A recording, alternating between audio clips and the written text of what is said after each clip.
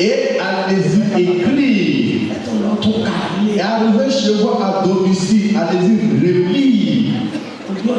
On ne va jamais avoir la honte. Matthieu 13 à partir du verset 24 jusqu'à 30. Yes, Yes.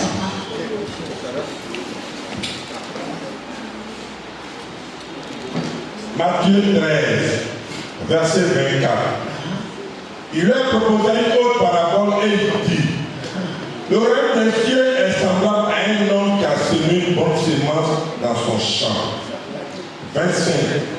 Mais pendant que les gens dormaient, son ennemi vint, semant des livres parmi le blé et s'en alla. Yes. Il est le Mathieu. Il est le Timothy. Orí kẹtàlá. Ẹsẹ̀ kẹrìnlélógún. Owó mìíràn ni ó pa fún wa. Wípé ìjọba Ọlọ́run dàbí ọkùnrin kan tí ó fúrúgbìn rere sí oko rẹ̀. Ìjọba Ọlọ́run. C'est comme les personnes qui mènent de bonnes semences dans son champ. Si tu as planté maïs, le maïs il va pousser. Mais si tu l'as mis dans une terre mielleuse, si tu as mis bonbon, tu l'as mis dans une terre mielleuse, ça va produire bizarrement. Mais si tu as mis mignon, si tu l'as mis dans une terre mielleuse, et ça va te produire de bons fruits. Yes. Ṣùgbọ́n nígbà tí ènìyàn sùn, ọ̀tá rẹ̀ wá, ó fẹ́ kò sínú àlùkìyámà. Pendant que l'homme dort, et son ennemi vient, Ó fẹ́ kò sínú àlùkìyámà. et il a semé. Il a semé la sémence. Ce n'est pas pareil. Mais il a versé ça là. Yes. Ó sì bá tirẹ̀ lọ. Et il s'en alla. C'est comme ça que l'ennemi a dirigé d'autres personnes. Si d'autres personnes prient, s'il reste un peu que sa prière, ils vont l'enlever pour l'emmener dans d'autres églises. On peut lui indiquer la maison des charlatans. On peut lui indiquer la maison des féticheurs. On peut lui indiquer une église de miracles de Satan. Les miracles sataniques, ils sont beaucoup. Au nom de Jésus. Nous n'allons pas le faire avec eux. Le miracle de la mort et du péché. Au nom de Jésus. Nous n'avons pas de partage dedans. On va semer la mauvaise semence dans notre vie. Nous aussi, tenons-nous tranquilles. Ne cherchons pas ce qui n'est pas perdu. Nous n'allons pas voir ce qui n'est pas bon. Dieu de l'alliance, le Dieu vivant, il est ici. Si Dieu de l'alliance dit tu ne vas pas mourir.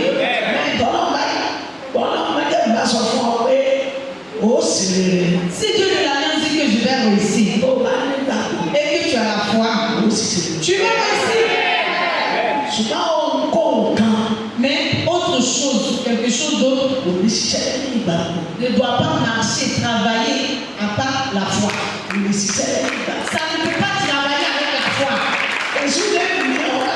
Le Satan peut te remuer.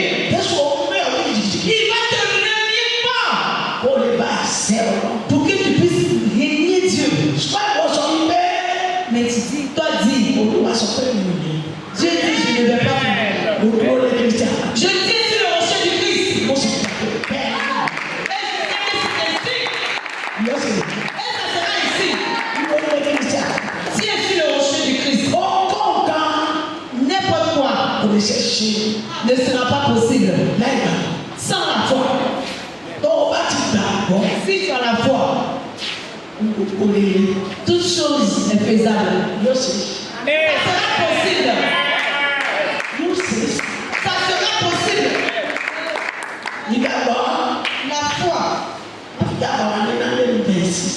il ne faut pas jouer avec la foi. Má fi ṣàkóso. Ne joue pas avec la foi. Má fi ṣe. Ne joue pas avec. Yes, that. 26. Lorsque l'un eut poussé et donné du fruit, l'ivraie parut aussi. 27. Les serviteurs du maître de la maison vinrent lui dire, Seigneur, n'as-tu pas semé une bonne semence dans ton champ? Du mieux temps qu'il y a des livrets. 28. Il leur répondit, c'est un ennemi qui a fait cela. Et les serviteurs lui dirent, veux-tu que nous allions l'arracher? Amen. Yes. Mẹ́rìndínlọ́gbọ̀n. Ṣùgbọ́n nígbà tí ewu rẹ̀ sọ jáde tí ó sì so èso. Gbàtọ́ wù yàtì tó. Quand ça s'est levé, Yes, ó wà so èso. Tí ó so ça a èso. poussé. Nígbà náà ni èkó búburú fi ara hàn pẹ̀lú. Gbàtọ́ so èso. Quand il a produit de bons fruits, Ìgbà náà ni èso búburú fara hàn. c'est là maintenant que C'est démontré. yes. Gbàtọ́ sì fara hàn. Et quand il s'est démontré, Gbogbo ìgbẹ́ kìí ṣe bákan. tous les yeux ont vu que ce n'est pas pareil. Yes. Ẹsẹ̀ kẹtàdínlọ́gbọ̀n. Bẹ́ẹ̀ ni àwọn ọmọ ọ̀dọ́ baálé náà tọ̀ wá. Wọ́n wí fún un pé Olúwa Olúwa irúgbìn rere kí ìwọ fi sínú oko rẹ. Níbo ni a ti ní èkó búburú? Où on a vu, Ouais, c'est les bonnes moi semences. ce qu'on va voir. Níbo wá ní èkó búburú ti wọ́n? Les femmes venaient quitter où? Wọ́n tó máa gbàdúrà. Toi qui viens prier, Wọ́n tó ṣẹ̀dá. toi qui fais la volonté de Dieu, Wọ́n tó gbẹ́kẹ̀lé. toi qui as placé ta confiance en Dieu. Tó o sì rìn ní ọ̀nà ọ̀pọ̀. Et puis tu marches sur la voie de Dieu. Inú sì lè rìn ní ọ̀pọ̀. C'est une bonne sémence. O kì í ṣe èyí. Tu n'es pas sémence. Níbi tó dára. Tu es Une bonne sémence. Wọ́n ti ń pè ní ìbá ti pọ̀. Mais si d'autres sémences se sont mélangées à cela, Ó ti di irúgbìn. c'est devenu mauvaise sémence. Ó ti di irúgbìn ọ̀rọ̀. C'est déjà devenu une sémence de problème. Ó ti di irúgbìn tí Ọlọ́run ò mọ̀. C'est devenu sémence que Dieu ne sait, ne va pas au courant de ça. Ẹsẹ̀ kejìdínlọ́gbọ̀n. Ó sì wí fún wa pé ọ̀tá ni ó ṣe èyí. Ọ̀tá ló sì yìí. C'est l'ennemi qui a fait cela. Àwọn ọmọ ọ̀dọ́ rẹ̀ sì bí pé ìwọ afẹ́ kí á lọ fà wọ́n tu kúrò. Àwọn ọmọ ọ̀dọ́ rẹ̀ bí léèrè. Les serviteurs lui ont posé la question. Ǹjẹ́ o fẹ́ ká lọ fà? Veux-tu qu'on parte l'arracher? Bàbá sì wọ̀. Et si c'était toi, Ọlọ́kọ̀ wọlé. tu vas dire aller arracher. Kí ni wọ́n wá fún mi sí? Maintenant, quelle est la réponse qu'il a donnée? Yes. 29. Non, dit-il. De peur qu'en arrachant l'ivraie, vous ne déraciniez en même temps le blé. 30. Laissez croître ensemble l'un et l'autre jusqu'à la moisson. Et à l'époque de la moisson, je dirai au moissonneur, arrachez d'abord l'ivraie et viens là en jet pour la brûler, mais amassez le blé dans mon grenier. Yes. Mọ́kànlélọ́gbọ̀n. Ó sì wí pé bẹ́ẹ̀ kọ́ nígbà tí ẹ̀yin bá tu èkó kúrò kí ẹ̀yin kí ó má bàa tu àlìkámọ̀ pẹ̀lú rẹ̀. Wàhálà. Ẹ má tù ẹ̀fọ́ ilẹ̀. Ne déracinez pas, laissez. Ṣùgbọ́n ní wọ́n àgbà tí méjèèjì bá dàgbà Mais du moment où les deux ont poussé ensemble tó fara hàn, et que ça s'est montré maintenant, ẹ ó mọ èkó àti àgbà. vous allez maintenant connaître la bonne sémence par rapport à la mauvaise sémence. My brother, my sister. Mon frère et soeur, Má jẹ́ èkó. ne sois pas une mauvaise sémence. Má jẹ́ èkó. Ne sois pas une mauvaise sémence. Jọ̀ọ́ mo pè é. Maman vous en supplie. Má jẹ́ èkó. Ne sois pas une mauvaise sémence. Àjàrà ìbò jẹ́. Sois une bonne sémence. Èkó ní àwọn tó máa ń gbàdúrà tí wọ́n ń sá. Mauvaise sémence, c'est les personnes qui viennent prier et qui s'enfuient. Èkó ní àwọn tí wọ́n ti máa jẹ́ sùn lókè tí wọ́n yìí ti jẹ́ ìrìnlẹ̀. La mauvaise sémence, c'est les personnes qui ont déjà témoigné de la puissance de Dieu ici Tí wọ́n sì sá lọ. et qui se sont encore enfuis. Èkó ní. Ce sont les mauvaises sémences. Èkó ní. Ce sont les mauvaises sémences. Èkó ní. Ce sont les mauvaises sémences. Ẹ tó bá dẹ́rù orí òkè. Une personne qui arrive ici sur cette montagne, Ó jẹ́rìí tí Olúwa ṣe. qui a témoigné de la puissance de Dieu. Tí ẹ bá ní tẹ́ òní mọ́. Si vous voyez que vous ne voyez plus cette personne, Ìgbà ìgbé kò ṣe orúkọ rẹ̀ nínú ìwé yìí. sachez que son nom n'est pas dans le livre de la Èkó vie. àti àjàrà wọn ò ní dọ̀dà pa. Parce qu'on ne peut pas mettre les mauvaises et les bonnes sémences ensemble. Dandan ní àwọn wọn ní à. Forcé, on va est séparée. Parce que c'est pas pareil. Si les herbes ont poussé dans la brousse, avec les claras, les feuilles de claras, vous allez voir un peu la différence que ça, ce n'est pas feuille de claras. Vous n'allez pas débroussailler avec le feuille de claras. Parce que vous savez que si vous avez coupé ça pour mettre dans le feuille de claras, là, ça va gâter la sauce. Pour cela, mon frère et ma soeur, nous serons heureux. Nous n'aurons pas honte. Nous serons la miséricorde de Dieu. Yes.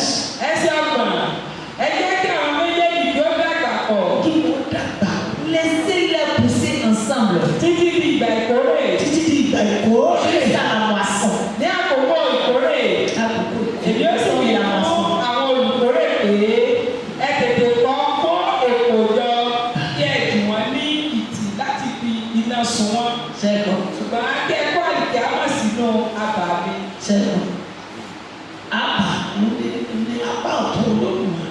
La droite du Seigneur.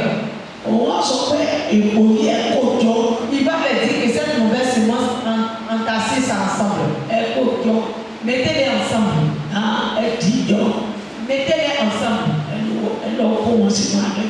Et allez les brûler. Pour cela, quand tu suis Jésus, accepte-le pour la vie et la mort. Accepte-le. Il ne faut pas douter. Il ne faut pas douter. Depuis l'année où on a connu Jésus-Christ, elle a arrêté d'avoir peur dans sa vie. C'est Dieu qui a enlevé ça. Parce qu'elle a déjà accepté. Et elle se repose en lui. Et elle a mis sa confiance en lui. Si Lazare, le cadavre de 4 jours, et que Jésus l'a ressuscité. Maman dit, elle sait que Jésus il est vivant. Elle sait que c'est la puissance. Elle sait que tout ce qui est bon et moi dans sa vie, Dieu va le réveiller sur le sang. Tout ce qui est bon. Dans la vie de prière de l'Alliance. Ce qui est bon qui est déjà mort. Au nom de Jésus, à partir de ce matin.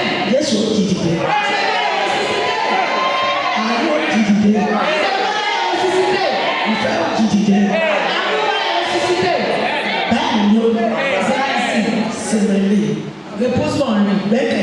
Mets-lui ta confiance. Nous serons là. Merci Seigneur.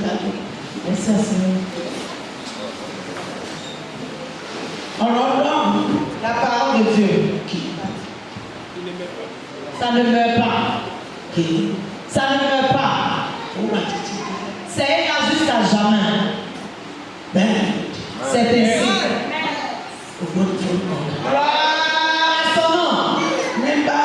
Maintenant, nous allons maintenant aller encore dans la parole de Dieu. Dans le livre de Psaume. Psaume 119.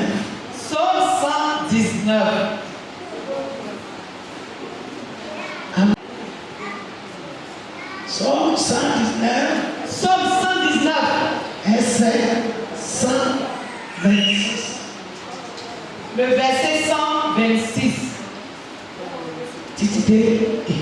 126 jusqu'à 130. 119, verset 126. Il est temps que l'Éternel agisse. Il transgresse ta loi. 127. C'est pourquoi j'aime tes commandements plus que l'or et que l'or fin. 128.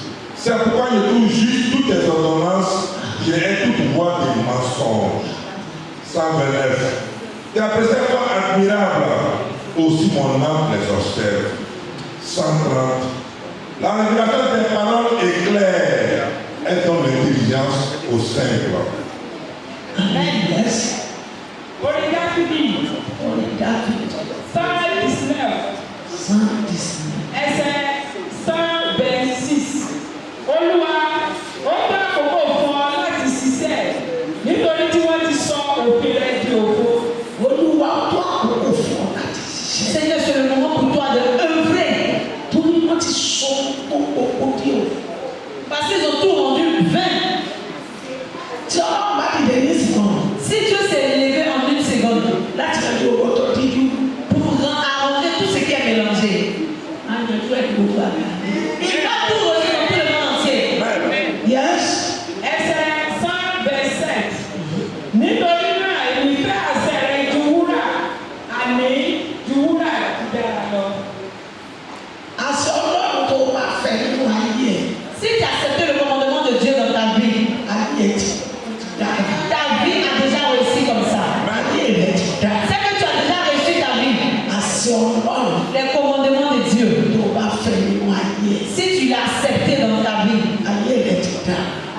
réussi. En toutes choses dans ce monde, dis seulement que Seigneur, que ta volonté soit. Quand la volonté de Dieu a agi dans la vie de Jésus, Jésus a reçu la couronne de la gloire. La clé de l'autorité. Et Dieu l'a mis dans ses mains. Yes. Psalm 28. Nítorí náà, èmi ka gbogbo ẹ̀kọ́ rẹ̀ sí òtítọ́ pátápátá. Nítorí náà, èmi ka gbogbo ẹ̀kọ́ rẹ̀ sí òtítọ́ pátápátá. Èmi sì kórìíra gbogbo ọ̀nà èké. Ṣùgbọ́n ìwọ tó ń dá Toi qui doutes, tẹ́lẹ̀ bá ti ní problème. si d'autres personnes ont des problèmes, Yóò mọ̀ wá lágbára yé kí. ils vont commencer à chercher les gens puissants de ce monde Títí tó fi bọ́ sọ̀rọ̀. jusqu'à aller tomber dans le piège de l'ennemi. Yóò ti sọ pàmò. Il a déjà perdu sa foi. Kò sí yẹn lọ. Or, ça ne doit pas être ainsi. Tá a pẹ́ ní ìgbàgbọ́. Ce qu'on appelle la foi, Ó ní ní ìgbà tó wọ̀. c'est quand c'est bon Àtìgbà tí ó wọ̀. et quand c'est bizarre. Kò gba Jésù. Tu dois accepter Jésus. Gbà pé bẹ́ẹ̀ lọ́dọ̀ rẹ̀. Accepte qu'il est avec toi. Bẹ́ẹ̀ ní ò lè wá. Il est dans notre maison. Bẹ́ẹ̀ ní gbogbo. Il est partout. Ọba sùn ó wà lọ́dọ̀ rẹ̀. Si tu dors, il est avec toi. Ọba tó kọ̀ ó wà lọ́dọ̀ rẹ̀. Quand tu es assis, il est là. Ó wà lọ́dọ̀ rẹ̀. En marchant, il est là. Ìyẹn tó ń mú ó wà lọ́dọ̀ En rẹ̀. mangeant, en buvant, il est là. Ọba wà nílé ìwẹ̀ ó wà lọ́dọ̀ rẹ̀. Même dans la douche, il est avec nous. Gbogbo ló wà. Il est partout. Ọba wà nínú mọ́tò. Maintenant, même si tu es dans la voiture, Ọ̀nà ìrìn àjò. que tu es en train de voyager, Ó bẹ lọ́dọ̀ rẹ̀. il est avec toi. Ọba wà nínú pléènì. Si tu es dans l'avion, Ó bẹ lọ́dọ̀ rẹ̀. il est là. Wọ́n gbàgbọ́. Toi, il faut croire en lui. Jésù bá ṣe hà. Si le diable te dit, ah, Lórúkọ Jésù, Jésù bẹ lọ́dọ̀ rẹ̀. dis-lui au nom de Jésus, je suis avec moi. Yóò sàfù. Et ça sera ici. Bí Sátánì bá halẹ̀ pé ikú. Si Satan te dit, voilà la mort, Ó ní lórúkọ Jésù. dis-lui au nom de Jésus. Pé kì yóò kú. Moi, je ne vais pas mourir. Àbí ọ̀sẹ̀ kí n yè. Si ce n'est pas pour vivre, Ẹ máa ń ronú sí olú. pour glorifier le nom de l'Éternel. Sátánì háàyè. Satan, toi, hey, Pàṣẹ fún ọ. et on commence. Ìwọ Sátánì. Toi, Satan, Ọ̀yà kúrò lọ́nà. quitte chez moi. Yóò sì lọ. Et il va partir.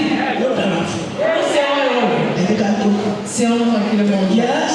Psalm 29. Aha. Ìyanu ni ẹ̀rí rẹ̀. Nítorí náà ni ọkàn mi ṣe pamọ́ mọ́. Ìyá ní ẹ̀rí olódùmọ̀. Oh, les préceptes de Dieu sont vraiment miraculeux. C'est admirable. Ìyá C'est vraiment miraculeuse. ìyá olóko rẹ̀. C'est vraiment étonnant. Son nom, c'est étonnement.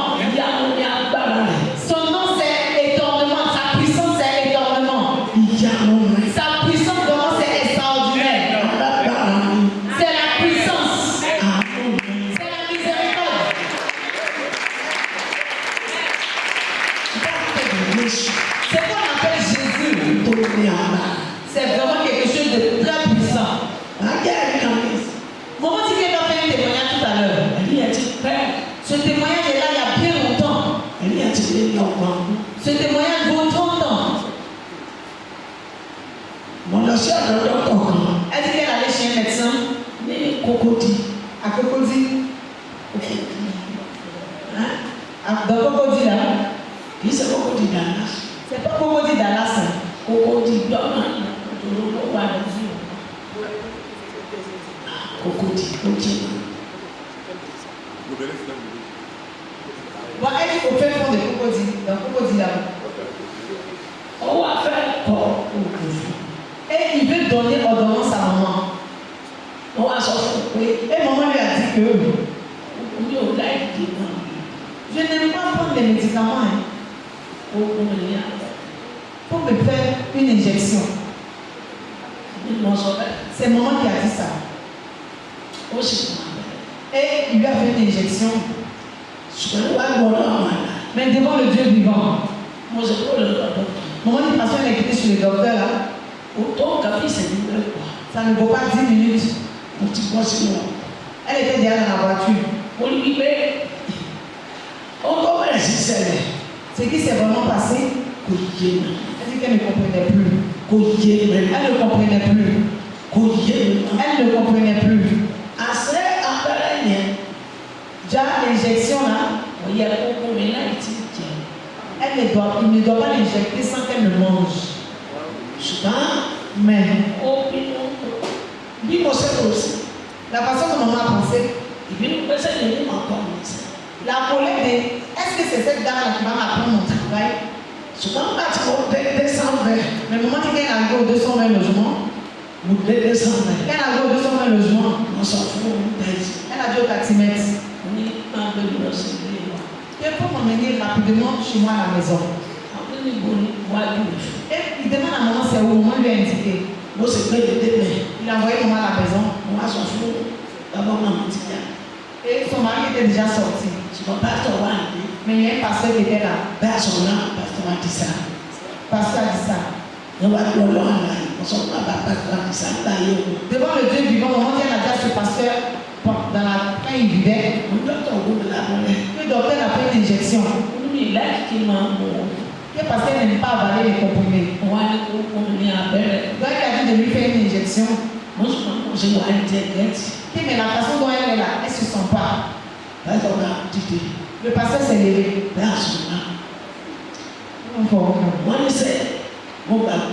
Il demande à maman, est-ce que tu as la foi? Maman dit j'ai la foi. Maman lui dit, ok, est-ce qu'on peut aller dans l'autre hôpital? Il dit à maman, mais pourquoi? Est-ce que tu as la foi? Maman dit, papa, j'ai la foi. Il dit au nom du Père, du Fils et du Saint-Esprit. Tous les injections qu'on t'a faites, il t'a déjà tout tué ça dans le corps. Ça ne doit pas faire le mauvais travail dans ton corps. Elle dit, elle va le trouver. Parce que, parce qu'il a posé la main sur elle, elle dit, elle tremblait sur elle. Elle tremblait sur elle. En même temps qu'il a prié, il lui a seulement dit, il faut avoir la foi. Et il a dit au nom de Jésus que cette injection, le sérum de cette injection-là, que ça ne fasse pas mauvais travail dans ton corps. Et maman dit à ce pasteur, papa, je suis déjà bien. Elle dit, papa, je suis déjà bien comme ça. Et regardez l'œuvre de miracle. L'œuvre de miracle. Et Dieu a exaucé. Le Dieu qui était là auparavant, c'est le même Dieu là qui est là aujourd'hui. Jésus n'a pas changé. Il n'a pas changé. Il ne peut pas périmer. Jamais il ne va périmer. Il est vivant. Ibi àwọn ọ̀rẹ́ fúnni ní ìmọ́lẹ̀, ó sì fi òye fún àwọn òkè. La parole est claire.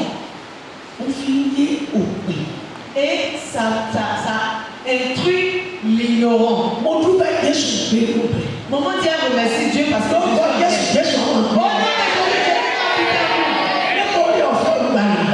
de l'Éternel, le Saint-Esprit qui est vivant, le Saint-Esprit qu'on ne peut pas pousser, au nom de Jésus, Dieu a voulu le donner. Nous n'aurons pas honte. Encore toute chose. C'est le nom de Jésus qui me reprend pour le croiser. Il a mis dans la bouche. Il y a des gens qui mettent des choses dans leur bouche pour parler. Ils vont dire que si tu as goûté là, toi aller lui parler, ça va prendre. Va lui parler.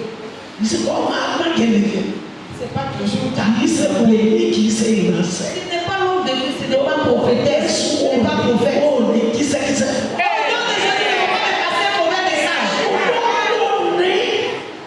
C'est pour nous. Aie la foi. Ayons la foi. Ayons la foi. Si nous avons la foi, c'est nous qui allons toujours vaincre. C'est nous qui allons toujours vaincre. Si on lui dit d'aller à l'étude, juge.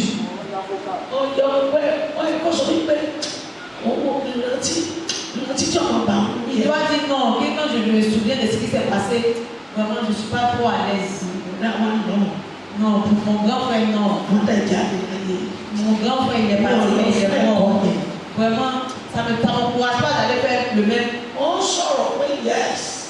Il parle comme si oui. Christian, il m'entend.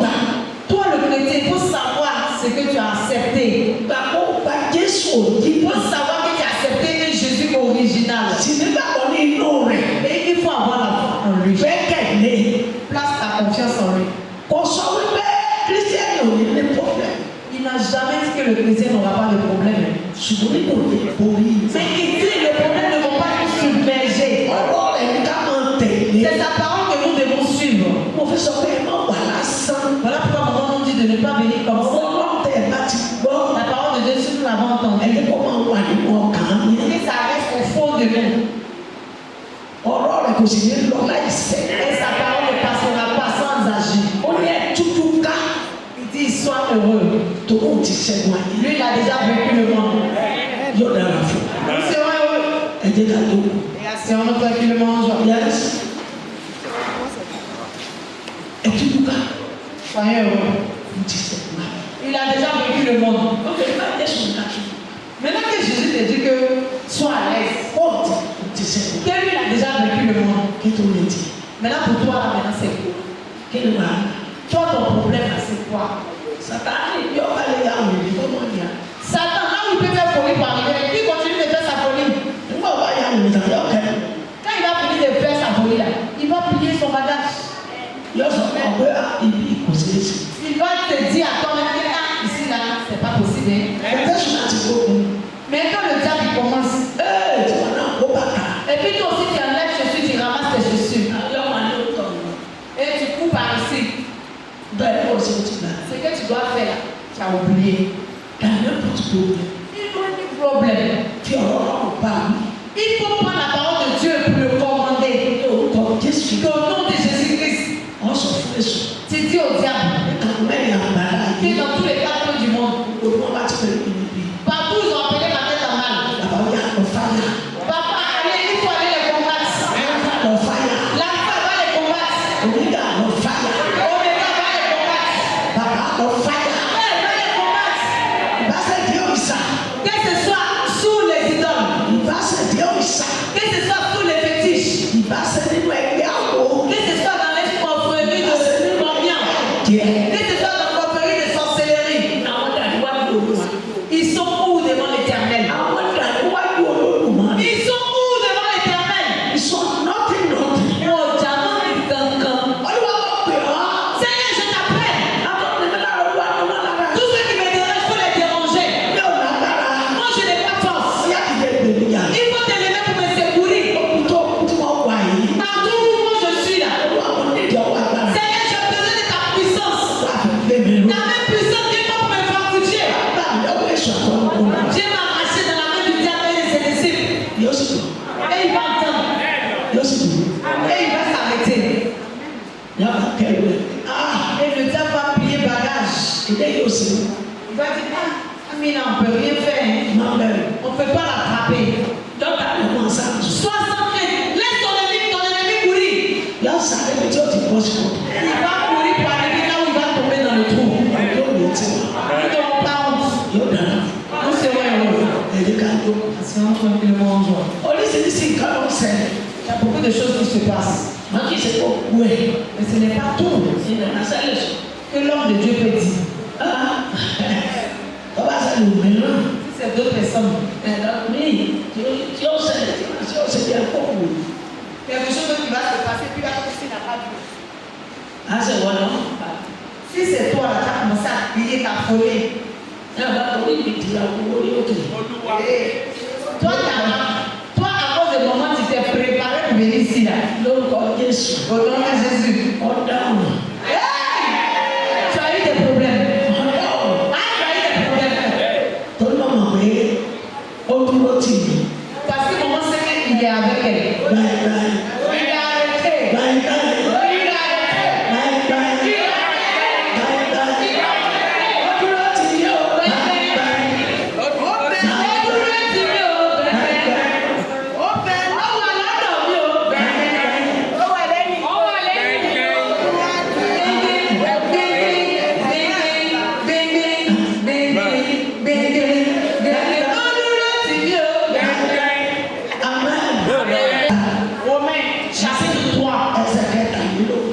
Romains chapitre 3, verset 25.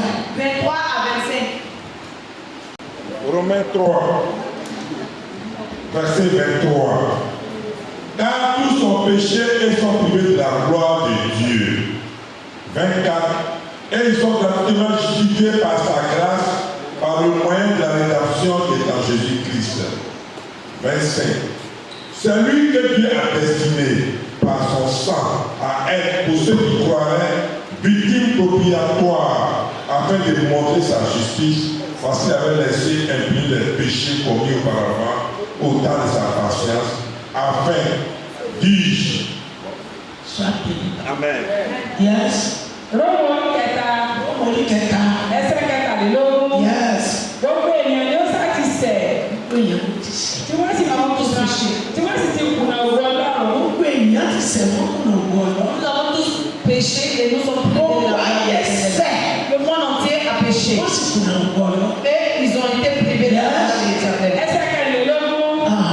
Àwọn ẹni tí a dá láre Àwa tí a dá lọ́fẹ̀ẹ́ lọ́fẹ̀ẹ́ nípa oore ọ̀fẹ́ rẹ̀. nípa orí ọ̀fẹ́. Nípa ìdáǹdè tí ó wà nínú Kristi Jésù. Nípa ìdáǹdè tó wà nínú Kristi Jésù. La rédemption en Jésus-Christ. Orí ọ̀fẹ́ náà. C'est la grâce que nous avons reçue. Àwọn kan ò orí ọ̀fẹ́. Certaines personnes n'ont pas reçu cette grâce. Ṣùgbọ́n àwa ló orí ọ̀fẹ́. Mais nous avons reçu la grâce. Níbo láti lórí ọ̀fẹ́? C'est à vous nous avons reçu cette grâce-là. Nínú Kristi Jésù. En Jésus-Christ. Ibẹ̀ láti lórí ọ̀fẹ́. C'est là-bas que nous avons reçu la grâce. Wà á má sí orí ọ̀fẹ́ lò. Et il ne faut pas mal utiliser cette grâce-là. Àti lórí ọ̀fẹ́ náà. Nous avons déjà reçu la grâce. Wọ́n ní kò má sí lò. À toi de ne pas mal l'utiliser. Dúró pẹ́ẹ́pẹ́ẹ́ Il faut tenir fermement nínú Jésù. en Jésus. Dúró pẹ́ẹ́pẹ́ẹ́ Tiens fermement nínú Jésù. en Jésus. Mo sọ pé àjẹ́ tó wà ní ìta tó wà ní kòtà lọ́ọ̀rà. Maman a dit que ton sorcier qui est ici, ou sorcière là, si tu as tenté là, tu vas disparaître. Parce qu'elle tient sur le rocher de grâce. Orí ọ̀fẹ́. Par la grâce de l'Éternel. Yóò sì kàn. Dúró pẹ́ẹ́pẹ́ẹ́. Donc, il faut tenir fermement. Wọ́n bẹ̀rù. N'aie pas peur. Wọ́n sàsọ́tò. Il ne faut pas courir à gauche. Wọ́n sàsọ́sí. Ou pas à droite. Wọ́n sàkiri. Arrête de courir partout. Ọlọ́run ò sọnù. Dieu n'est pas perdu. Kò sọnù. Il n'est pas perdu. Ọwọ́ rẹ̀ ò kúrú láti gbà wá. Sa main n'est pas courte pour nous soutenir. Etí rẹ̀ ò di láti gbóhùn wá. Son oreille n'est pas puissante pour nous entendre nos voix.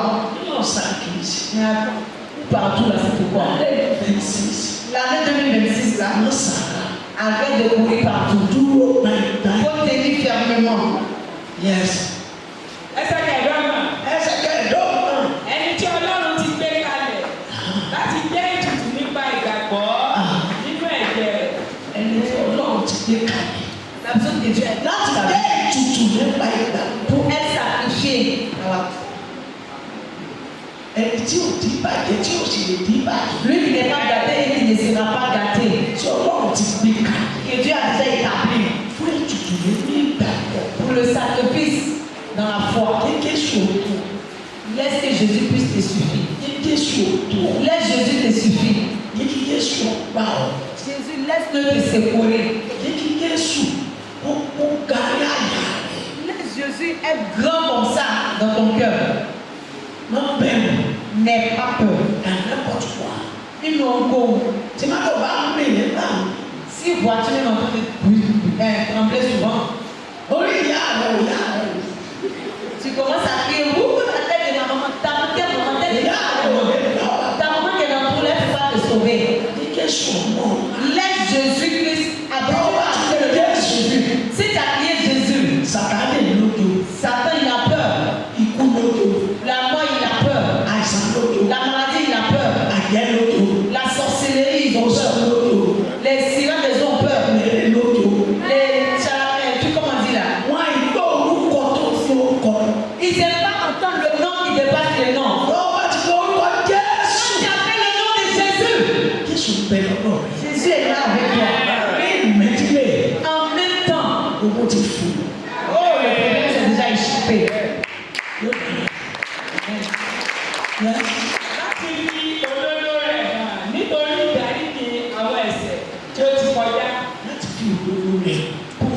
sa vérité. Il est mort pour toi et moi. Il a sacrifié sa vie. Il a sacrifié son sang. Et puis, vivant. Jésus est là. Jésus est là. Jésus est là. Il n'est pas mort. Il est partout. Tu l'appelles en Côte d'Ivoire, il va te répondre. Tu l'appelles en Europe, il va te répondre. Tu l'appelles en Germanie, il va te répondre. Tu l'appelles en Espagne, il va te répondre. Dans tout le monde entier. Si tu l'appelles même dans l'avion, il va te répondre. Il va te répondre. Jésus. Ça ne va pas nous arracher le nom de Jésus. Yes. Nínú ìpamọ́ra Ọlọ́run,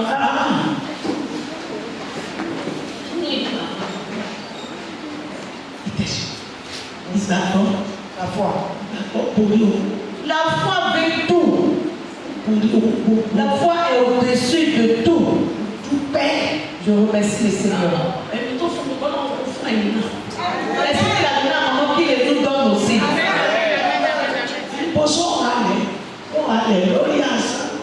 Si la sorcière, si la sorcière les cigares des autres, ils sont en train de s'effrayer, eux-mêmes. Moi, je n'ai pas peur. Pour moi, c'est la vie éternelle. Si ce n'est pas le temps que Dieu a donné, par la grâce de l'Éternel, j'ai la foi qui ne va rien. Parce que je tiens sur le rocher du Christ. Tiens sur le rocher du Christ. Il va venir dans terre.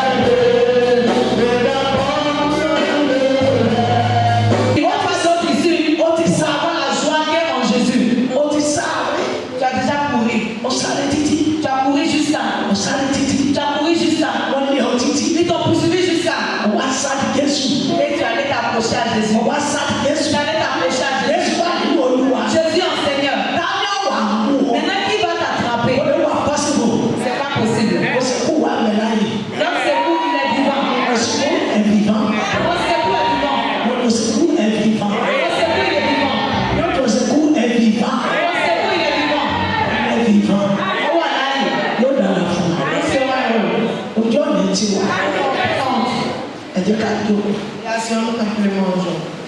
On donne